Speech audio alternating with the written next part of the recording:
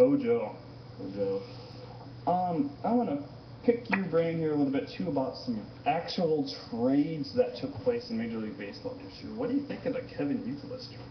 I think Brett Lillibridge, step up from Nick Punto, is what the Red Sox got in return, and a failed starting prospect pitcher, who the Red Sox claim, by the name of Zach Stewart, by the way, who the Red Sox claim they see him in the rotation for years to come. Well, that's fine and all. I mean, we're past the Epstein era of dominance, it looks like, and as evidenced by their contract negotiations, or lack thereof, with David Ortiz and Kevin Youkilis. The championship teams have rapidly dissolved. I don't even know who's there anymore from last World Series. But in terms of the trade, White Sox get away with one. They've all, like, as much as I like the Twins, I like the Cubs, so I don't really like the White Sox at all. But man, Kenny Williams, he always makes it fun. Like, I don't even necessarily like him, but he is not going to sit back and just let shit happen from the fridge.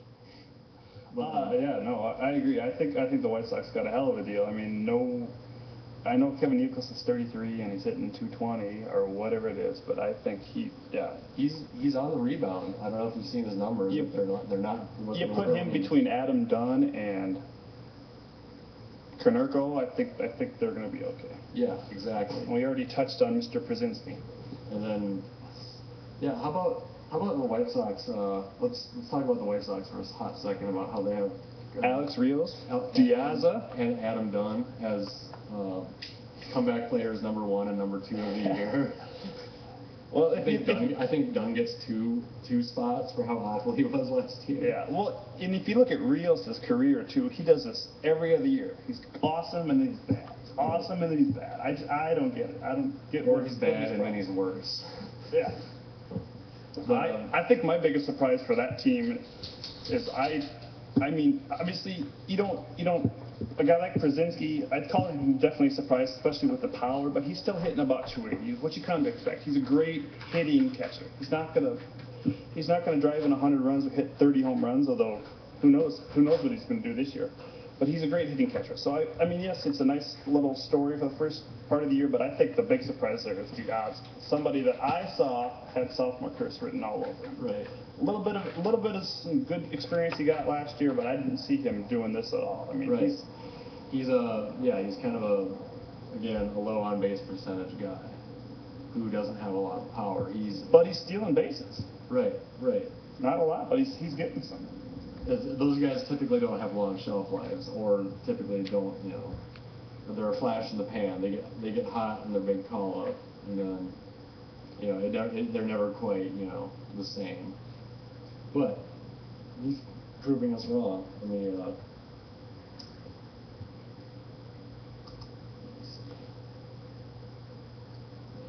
another guy that I like to throw out, and he's a guy that I absolutely love, and he's always drafted way higher than he should be. And this year is probably the case again. But speaking of guys that hit home runs and steal bases, is Drew Stubbs. It comes at that 220, 240 batting average, but he's had a really 212. He's had a really bad first half, but I could see him doing a lot better in the second half. And that's maybe just because I absolutely love the guy. And as a fantasy owner, he's kind of the B.J. Upton type of guy. That batting average is always going to be under 250, but he's going to get you home runs and stolen bases. So if you can handle those 0 for 4 or 3 Ks, go get him. He's basically an outfield eligible Mark Reynolds. It doesn't walk quite as much and steals more.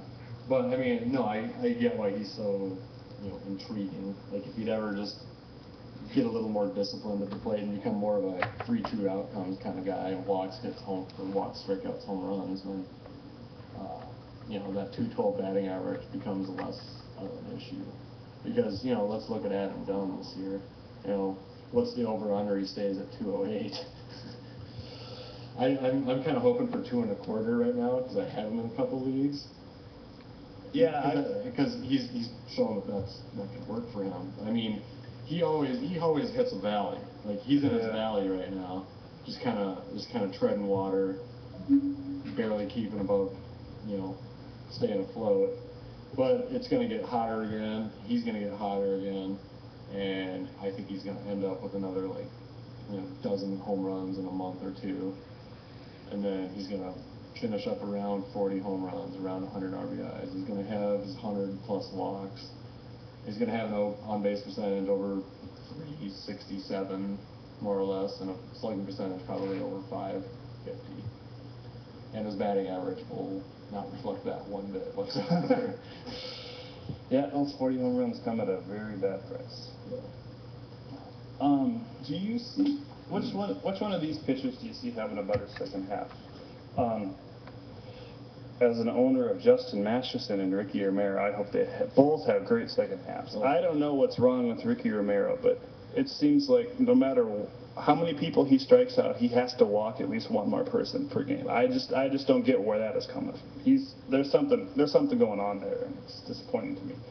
But anyway, let's talk about some starting pitchers that should have better second halves, or starting pitchers that have had bad first halves. And you tell me who's going to have a better second half. Buchholz, Masterson, Romero, Daniel Hudson. I don't know how long he's gone. Let me clear that one up. Tommy John surgery. Okay. He will not be having a good second half. Okay, so there you go. 7+ ERA on the year.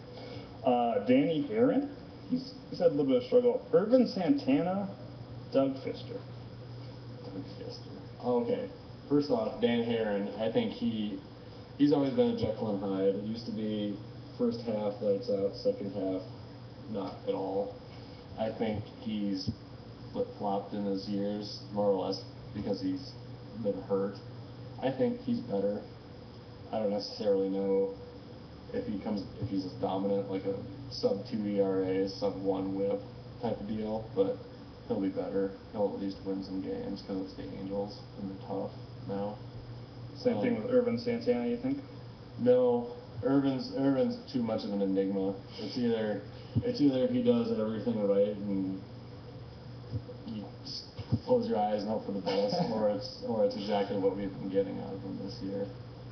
Like he's almost as bad. He's worse than Gavin Floyd actually, because Gavin Floyd. Well, no, let me take that back. Gavin Floyd is worse because it's a start-to-start basis. Irvin Santana is worse because it's a season-to-season basis. So you get stuck with a lot more bad than you do with Gavin Floyd. But who was the other big name you just dropped? Romero, Masterson. I think Romero comes back. He figures some stuff out. It's not a health issue. I really haven't been following Masterson because. Let's see, Masterson, I have him in a weekly league, so my lineup's locked every Monday. When he's on my bench, I benched him a few weeks ago against the Cardinals. I think he went the distance, gave up like a run, and of course the W on my bench. And then his next start, in my lineup, he goes 3 innings and gives up 8 earned against Tampa Bay. You want to talk about pitchers doing that?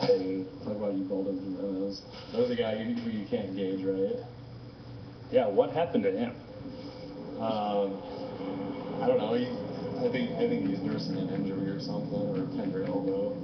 That'd be my opinion. But I mean, you can only do that for so many starts, and we're going on like 2 years of this now, I guess. So maybe my suspicions are incorrect. But yeah, I think he's finally figuring out the American League. I don't think he's going to be the Cy Young candidate we all thought he was going to be ever again. But I think that year he just clocked in around 4 with a large whip and a bunch of strikeouts. 4 for an ERA is probably what we can expect from him as a major league pitcher. Which is, if he's going to strike 200 batters out, that's pretty good. Take that to the bank and cash it.